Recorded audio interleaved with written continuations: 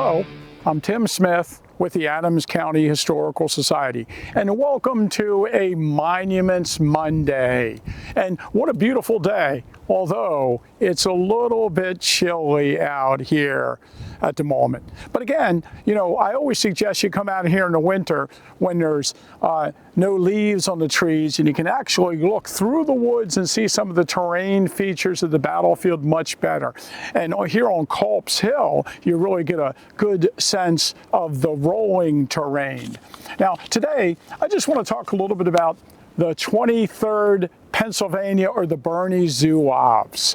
Now, they're the Birney Zouaves because David Birney was the original colonel of this regiment when it was organized. It was a 90-day unit at the beginning of the war, and then they re-enlisted for the rest of the war. Now, the 23rd Pennsylvania are a Zouave unit, there's some debate about if they wore that uniform, if everyone had that uniform at the time of the battle, or they had most of them changed out of that uniform.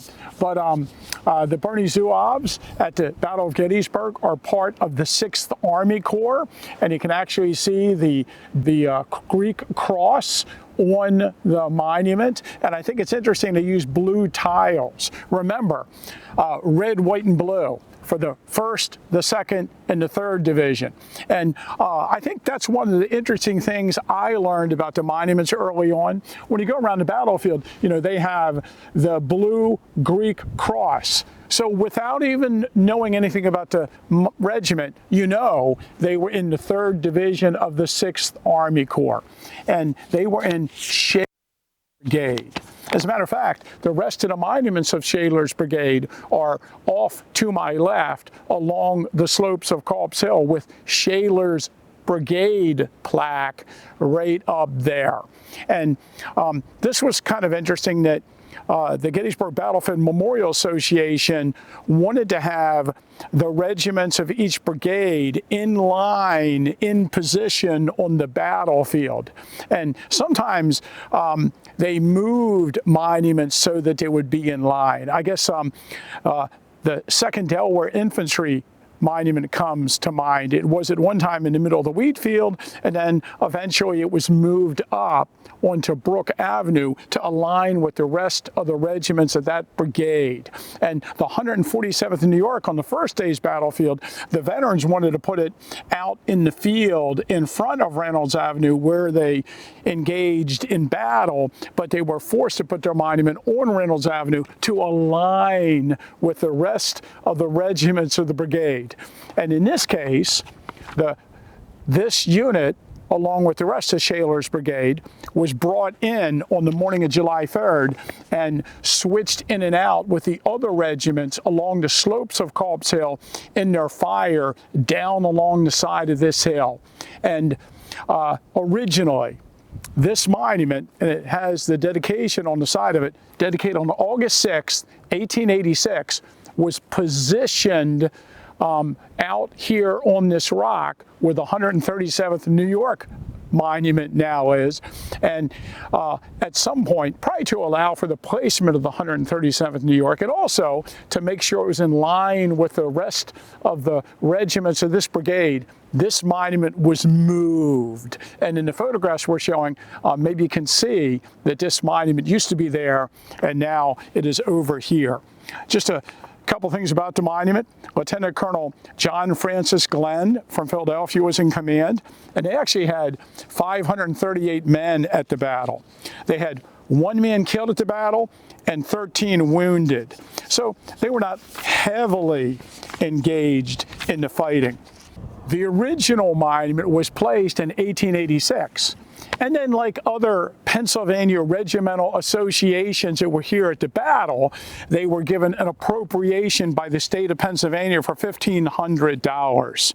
So they decided that they would take the stack of cannonballs off of the monument that we see in the original photographs, and they would replace that with a statue of one of the Zouaves. And it's actually modeled after a member of the regiment, Matthew Spence. And then they unveiled the statue on the monument on June 12, 1888.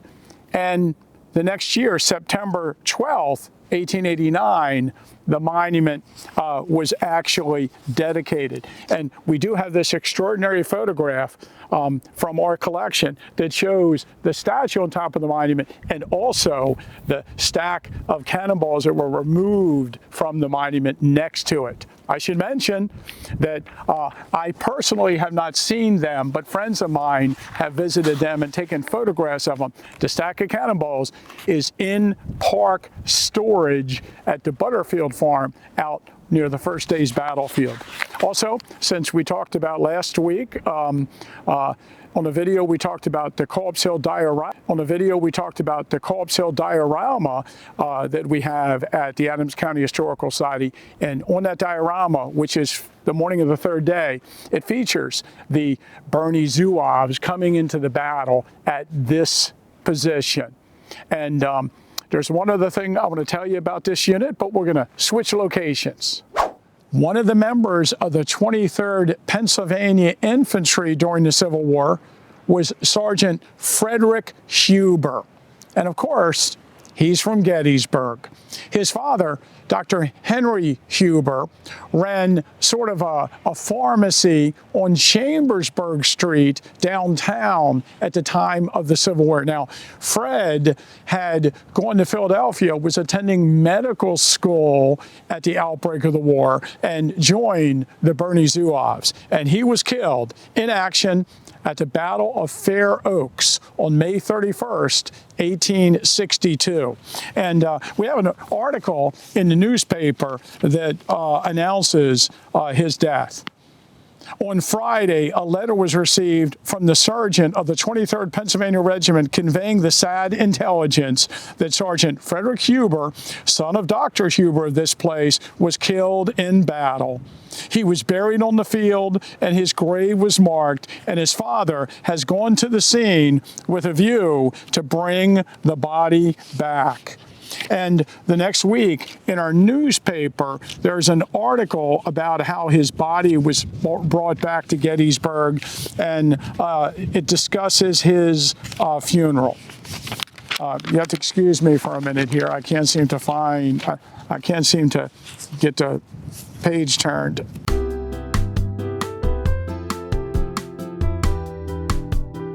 Okay, I got it now.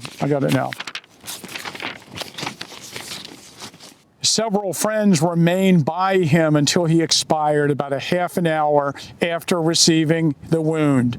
His dying injunction to his attendants: "Tell Father, I have died for my country." Dr. Huber, who left for the field of battle before hearing the news of his son's death, he knew he was wounded, recovered the body. The surgeon of the regiment had placed it in a separate grave. The remains were then interred in Evergreen Cemetery that same evening that he arrived back, after an impressive funeral service attended by a large concourse of sympathizing friends. And it was a big moment in Gettysburg. You know, not that many men from the area had been killed in battle during the war prior to that point. And ironically, during the Battle of Gettysburg, a Confederate artillery shell hit the stone and damaged it. So Huber, a soldier from Gettysburg, stone, was damaged by Confederate artillery fire during the battle. And his parents decided to not repair the stone. And here it is today. One last thing I wanted to point out. this monument has an extraordinary amount of information on the different sides of the monument. And one of the things they discuss on the back here is the march to Gettysburg of the 6th Army Corps on July 1st. And their figures say that they marched from Manchester, Maryland to Gettysburg, and they marched 37 miles, and they say 19 hours. If you like the content that we put on our YouTube channel, please like and subscribe and share this video with your friends.